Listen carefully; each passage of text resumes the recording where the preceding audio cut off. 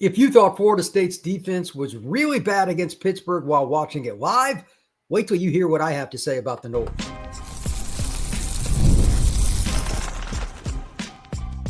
You are Locked On Seminoles, your daily podcast on the Florida State Seminoles. Part of the Locked On Podcast Network, your team every day. Back into Locked On Seminoles. I am your host, Brian Smith, longtime college football recruiting analyst. Thank you for making Locked On Seminoles a part of your day each and every day here on the Locked On Podcast Network. I have one topic to discuss today, and that is Florida State's defense. The eye in the sky does not lie. Watching the game live is one thing, and you're trying to juggle all these different parts. But when you've got the rewind button and you can go through and focus on players, positions, situations, stats, you have everything right in front of you, and you can go back and forth over and over again. You really get into the gritty details, and unfortunately for Florida State, they are the gruesome details. Florida State's defense, I'm not going to sit here and say they don't play hard. It's way better than last year's, first off, and they do apply themselves. But the fit for the scheme, they don't have the personnel to do what they really want now that the film is out. Teams are exposing them in the same ways over and over again. And Florida State doesn't have the players to do anything about it. And secondarily, got a defense coordinator that's pretty stubborn, to put it mildly, which, as I often say here on Locked On Seminoles, is a problem with coaches.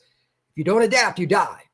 Tony White has tailed off because he has refused to really change much, and Florida State's defense is suffering because of it in conjunction with the player problem. So we don't have an issue with players or coaches. We've got both. This is a conundrum that's going to take a long time to fix at Florida State. So let's get into it. And where are the biggest issues and how can it get done? We're going to hit on the portal a little bit later in the show because they're going to have to spend $1 bazillion in the portal this offseason because they got a lot of juniors and seniors too. This is a big problem. So number one, it's the linebackers. I'm sure most of you know that, and this is not a hot take. They are atrocious in coverage. Not bad, atrocious. And when they blitz, and I've been a big fan of his for a long time, I'll just use this as an example. I think Blake Nicholson has a tremendous amount of talent. He's not the most instinctive guy. The play in the second drive for Pittsburgh, when they moved the field, just methodically again and again, he had a blitz free run at Mason Heintel.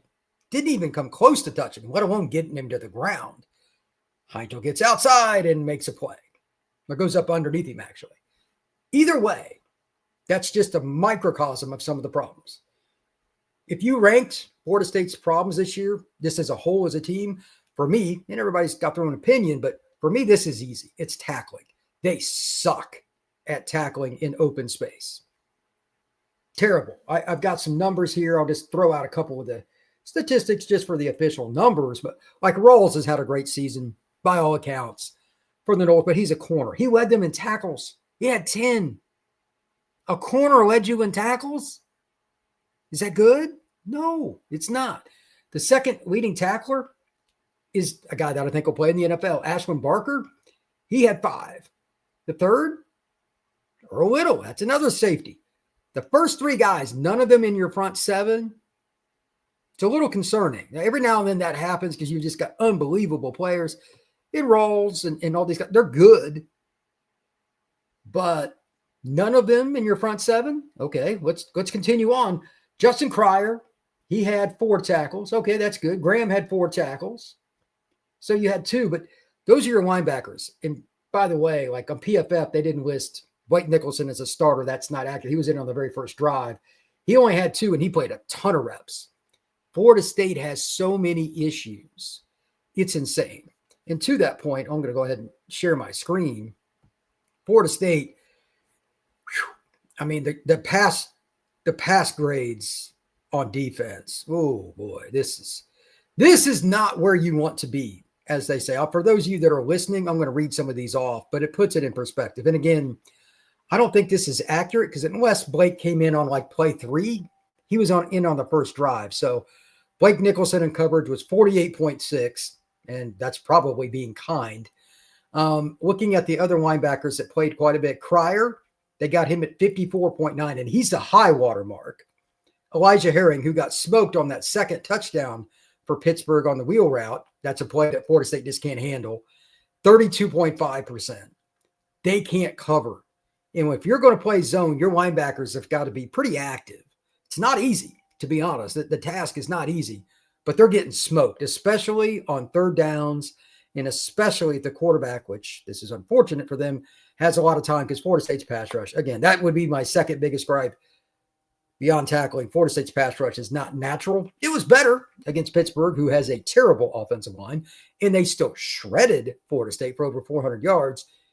They absolutely could not get hands on the football. And this is so rare. With a freshman, I don't think I've ever seen this. True freshman quarterback, second start, Indo Campbell. Their best play was let everything develop very slowly on obvious passing downs, which is a death knell normally, complete death knell. Let the receiver go all the way across the field to the middle, sit down between the safeties and just behind the linebacker, and he would make a great throw. The Heinkel kid is legit. But they never picked off a pass, never came close. They never had a deflection that you're like, this is going to work out for Ford. They killed them on the same play over and over. And then they had a few plays where they ran the wheel route or just out in the flat, and they out-leveraged Florida State numerous times. Part of that is on Tony White in the defense, but it's just lack of talent at linebacker. And even more specifically, their inability to feel coverage. Like they don't have a single linebacker that is natural in coverage. Not one. Every team's got that nickel linebacker that if you go up against a good H-back or tight end, a Randy Pittman type, you have somebody for that. Florida State doesn't. They don't have one guy. Not one. The eye in the sky does not lie.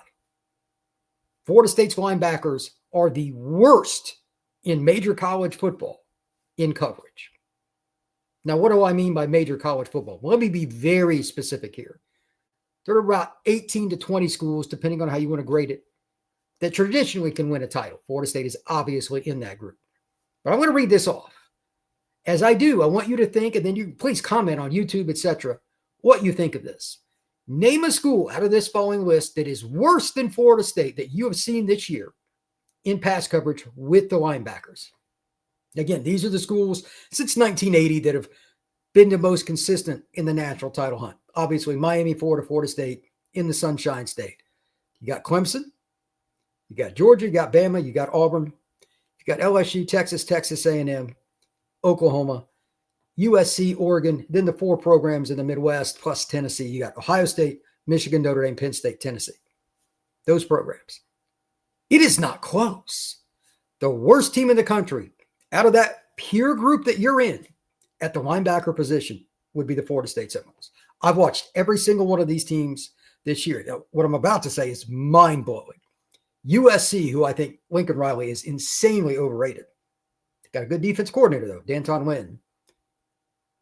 They're better at linebacker than FSU by a long shot in coverage. I'm not talking about against the run, just specifically in coverage. And as long as Florida State has this problem, and again, I think it's personnel to the scheme, I don't think there's a fix this year. Their third down defense, once we get to about game 8, 9, and you're through several games of conference play, there's some pretty decent quarterbacks in the ACC. They may or may not beat Florida State, but like Wake Forest, etc., they got players that can throw it. If Florida State's not careful, they're going to have some games where they give up over 50% conversion on third downs. And for the record, just to put it into perspective, remember the first drive for Pittsburgh, 3 for 3 on fourth down. So they actually stopped them and then still lost overall. So for the game, on third downs, Pitt was only 5 of 14. That's not bad. But you throw in the 3 fourth downs, which led to a score, that 14 becomes a 17 and that 5 becomes an 8. 8 out of 17 is almost 50%. That's an F.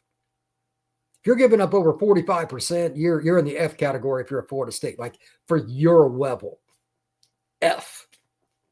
It's just absolutely mind-blowing. So now you're probably like, well, Brian, what can they do at least short-term to at least mitigate some of this? And it's a fair question. It's a fair question. Well, here's my answer to that. They started to do it a little bit. They're going to have to blitz a little bit more. And they're going to have to do something that is a very dirty word for Tony White and the defensive staff. But I'm calling Tony White out here. Change. Coaches hate the word change. They don't.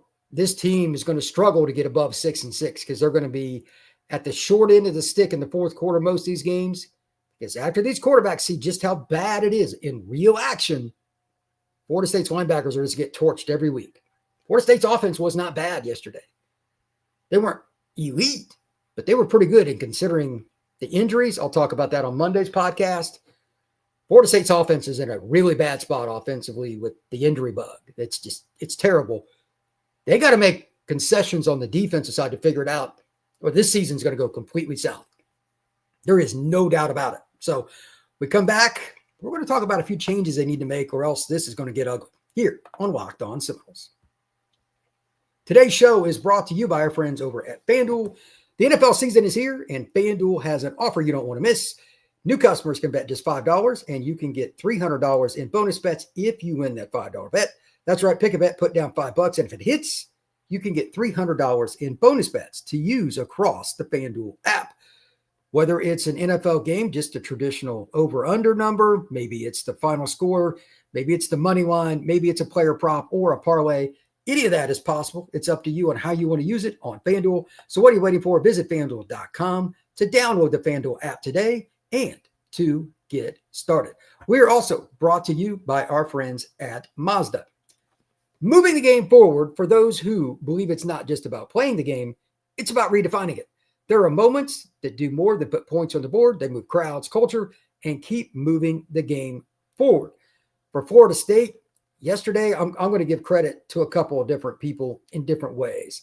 Defensively, they don't have the greatest pass rush, but the Desir twins have really been guys that have shown effort, and it's why I really started following Florida State when I was younger. I loved watching their defensive lines. They always had some younger guys that were coming up here like this guy right here or this guy right here. They're going to be good. Darrell and Mandrell Desir give you some hope for Florida State football moving forward. They always play hard, whether it's getting a sack or getting a tackle for loss or just hustling to the ball on a screen. I really like how those kids play, and they got a long way to go, but that's how it's supposed to be played at Florida State. When you follow what moves you, the unexpected is only the beginning, and just like that, there's more to every highlight. There's more to a Mazda vehicle. Mazda, move and be moved.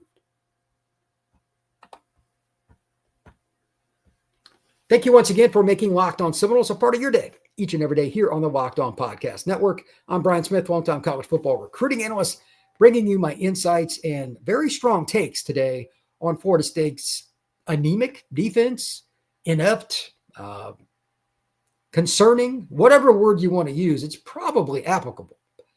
But we also have to decide, how do you move forward? What would be best?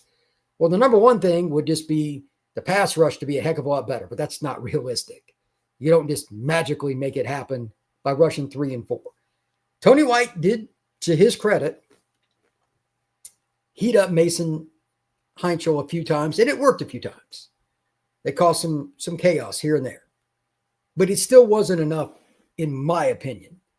And I know that their defense, based on what he wants to do long-term, is a whole lot of zone and force quarterbacks to throw into tight windows. But 2 points. Number one, it's rare as it gets. I do not remember this in my lifetime. I've never seen some kid that was barely on the recruiting radar for like a 24/7, a Rivals, an ESPN, or an On3, get a late scholarship offer, enroll somewhere, beat out the incumbent, and then be a dude from day one. Ever. Mason Heinchel is the epitome of throw out the records. This guy just has it. It is not definable. It is not a statistic. All of that is true. And just because he deserves it.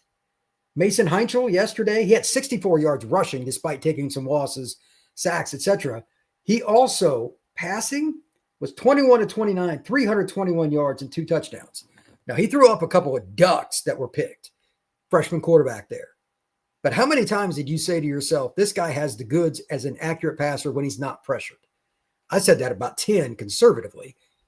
Florida State's defense coordinator didn't want to hear it because he didn't change enough. They had to, I'm not saying go cover 0. That's ridiculous because, as I've noted, the back end has got some issues, especially the linebacker group, but they needed to take more chances.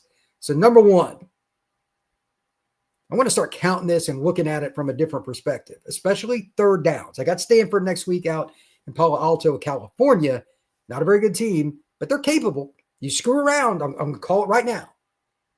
Florida State loses to Stanford. If that happens, or if it's even close, it'll be because of the following. The defense was not aggressive enough. Let me repeat that. If it's close, or God forbid, Florida State loses to Stanford, it'll be because of the defense was not aggressive enough. Let me be clear. Even if Florida State is inconsistent like it was yesterday offensively against Pittsburgh, they still scored 31. And you can tell Tommy's not healthy. He's not close. I'll get into the offense on its own accord on Monday. They're going to drop 30-plus points against Stanford. That team defensively is not very good. They play hard. They're not very good. They have nobody for Deuce. If Randy Pittman is back, etc., they're going to be in trouble. All of that said, are you going to be aggressive against Stanford more so than you were against Pittsburgh, and probably by a pretty large margin? You guys can't cover anyway in the middle part of the field. They're attacking the area that nobody else wants to throw, and they're doing it over and over. That's how bad you are. You might as well blitz the linebackers. Maybe one of them will cause the throw to be off target. Possible.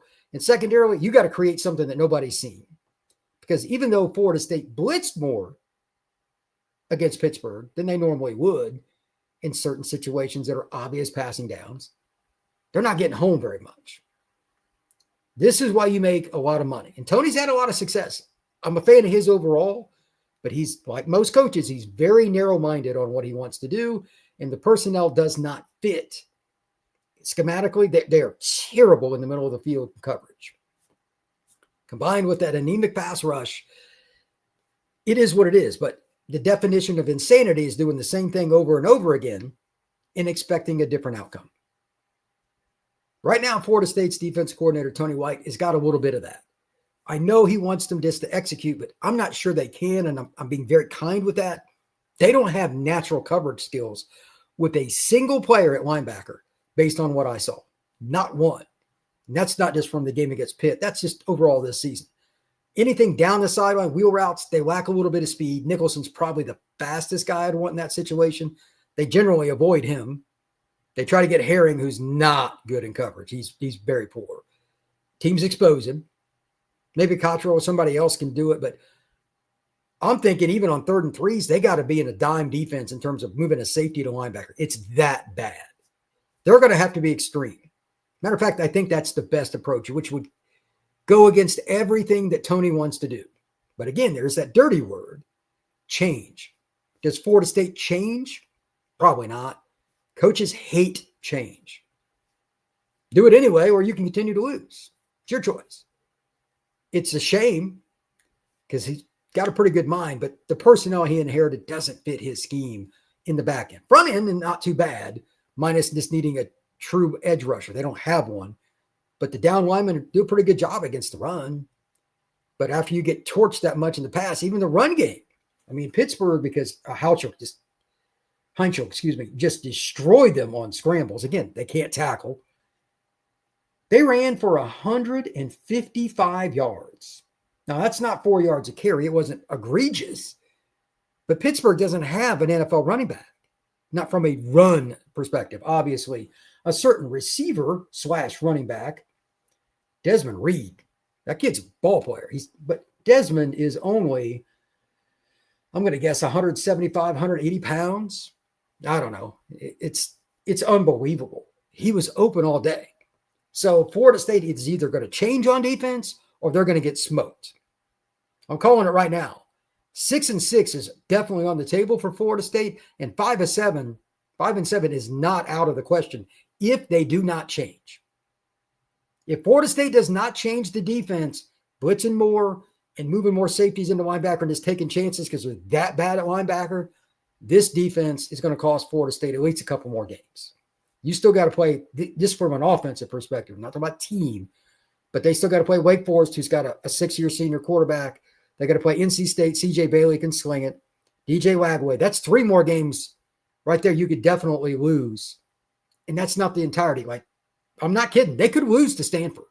100% they could lose to Stanford if they don't change something with the personnel and how they do things with blitzing, coverage, who plays where, like massive change. They can't run what Tony wants them to run. It is blatant. They were being exposed over and over and over again. Now, before I go into the final segment, one last point to make. This does not exonerate the pass rush problem here. All right. We're not trying to in any way say that the back end is getting the good end of the deal. The pass rush has still got to get better when they do rush 3 and 4, but it was at least a little bit better. They're doubling Darrell. I knew that was going to happen this year, but James Williams is not very good.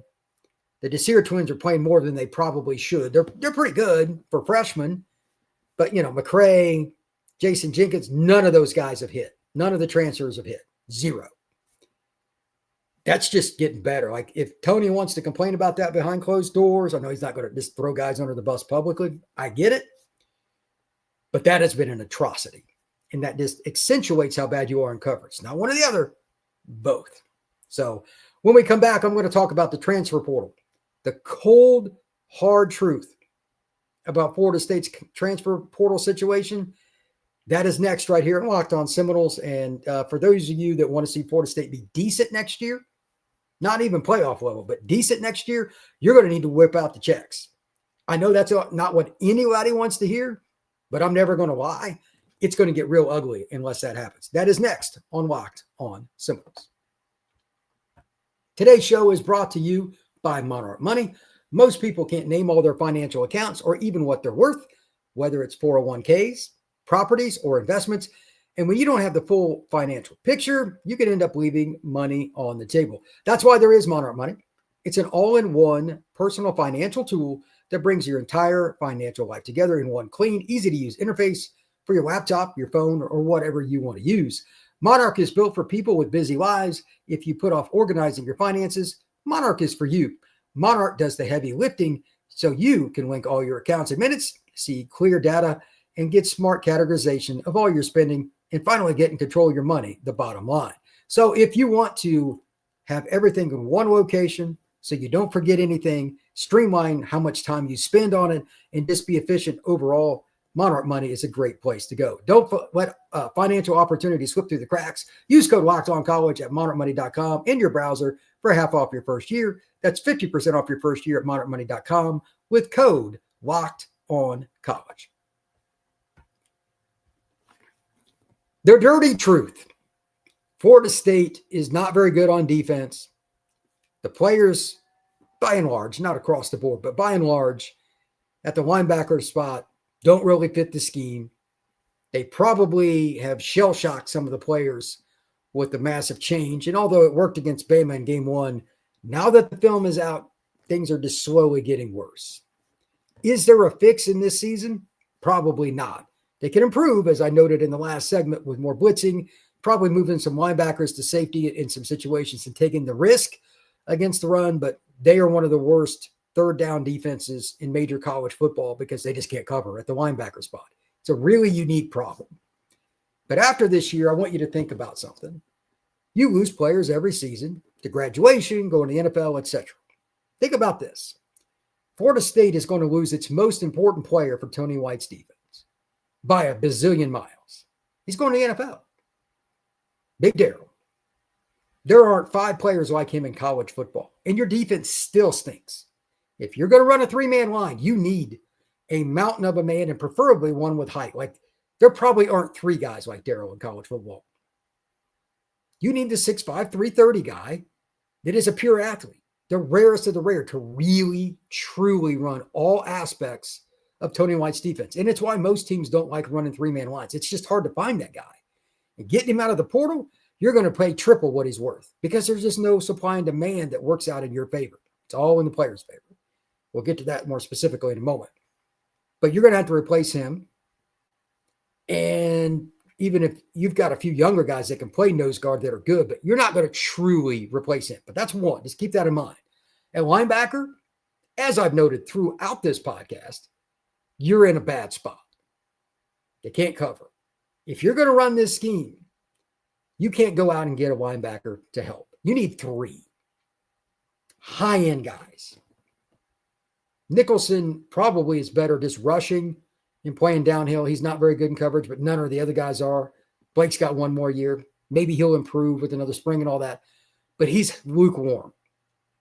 Who else do you feel really good about in coverage for linebackers, or has the athleticism to run with guys in coverage at linebacker? Minimum, you need 3 just there. Here's the sad and cold hard part of this. Linebacker is probably the least important position. If you had to pick one, they're all important on a football field for who wins the game. But Florida State is so inept, it's the most important because teams can avoid going after, like the 2 corners for Florida State are pretty good. They just avoid them.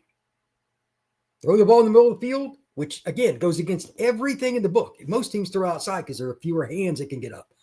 They're throwing inside because the linebackers are so bad.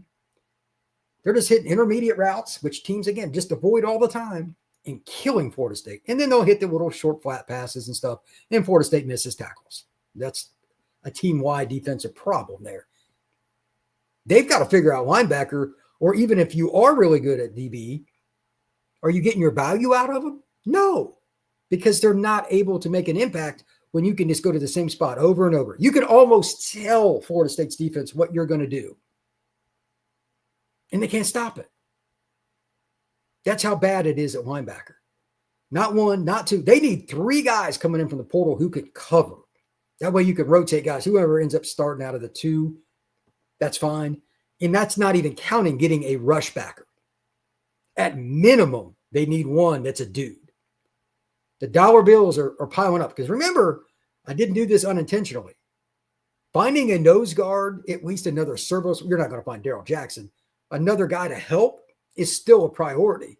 I don't know if they'll be able to do it because it depends on who gets in. If they don't spend, and I mean big in the portal, if you think this defense is bad, lose Darryl. They'll probably lose, I don't know how many guys will end up off the roster from the linebacker room off the top of my head. They're going to lose a couple at least. Stephon doesn't play much, but Herring's not very good. You're going to lose him, but those are still guys that they're in the lineup a lot. Blake's only got 1 more year. Maybe Lavalley, when he gets healthy and he can play, maybe he's a guy, but they need, like, very conservatively, they need 2 very good linebackers. And again, I say 3, and that does not count the pass rusher, which, to be honest, they probably need 2. And that's before you even get in the secondary. There could be 1 or 2 guys leave besides Jerry. You just don't know. The defense this offseason in the portal, uber expensive. And I haven't even touched the offense because you're going to lose 5 offensive linemen. 5. This will be the most expensive offseason for Florida State in the portal yet, if they want to win. You will know, based on what's going on in the following 2 categories, whether Florida State wants to win next year. Number 1, the boosters got to give when they don't want to. That's touchy. The way this season is trending, I get it. The Battle's End and all these different organizations, they do a great job. But if people don't open up their checkbooks, again, we got to remember now, you got the stadium construction. You're trying to get out of the ACC. Timing here is not exactly optimum. This sucks because I don't want to cover what I think is coming next year unless they do this. But next year's team could be worse. If they don't spend big, and I mean big, in the portal, they got more problems than what I even thought. And I study Florida State every single day of the year. This is frustrating. A lot of guys need to be used differently, and there's certain things Tony can do, as I talked about earlier. But this is a talent thing. You can coach offense and scheme around for the most part. You got to have some dudes still to get to the top level like a Deuce. But defensively, 90% of it is I got a better player than you. We're going to chase you down. We're going to run you down. And then you just run gap fits, a few different calls with blitzes, and you win. But it's about talent. Florida State's going to lose some key guys. And what if Earl Little's gone with Jerry? What if 1 or 2 of the D linemen decide to, like, there's some iffiness here where this Florida State defense next year could really fall apart if they don't spend. And then the other part, even if they give, does the administration give the full in for Norvell to spend on this upcoming season? I don't know. And again, I'm not saying they don't want to, but I don't know where they are with the stadium and the ACC. Like, how are they going to use the money? How are they going to spend NIL? they're going to get more money this coming year because of the money from the ACC is going to be better. That's good news. I would assume, I'm pretty sure of it, but I'm not 100% that they'll do it. They need to spend similar to what Oregon spends like to win 9 games next year. That's what I see. They've got Alabama on the schedule next year and Notre Dame outside of the ACC schedule. It is not an easy slate. They got to play at Miami. That's going to be a tough schedule. If they don't go out and spend, I mean really spend on defense, what you're seeing now will be the high water mark for next season. Florida State's got some very tough decisions to make, but it is what it is. Tomorrow, I want to break down the offense. It'll be a far more positive situation, barring the injuries. Florida State is not in a good injury spot. And I'm not sure what's going to happen with that, but we're going to break that down ad nauseum tomorrow because there are going to have to be some younger guys that step up because the defense obviously is in a tough spot. They're going to have to win shootouts. They want to go to a bowl. If they want to go do anything, they want to beat any of their rivals this year. They got game against Clemson, Florida, etc. That offense is going to have to step up. That will be tomorrow's Locked On Seminoles. Please like and subscribe. We will see you again soon here on Locked On Seminoles.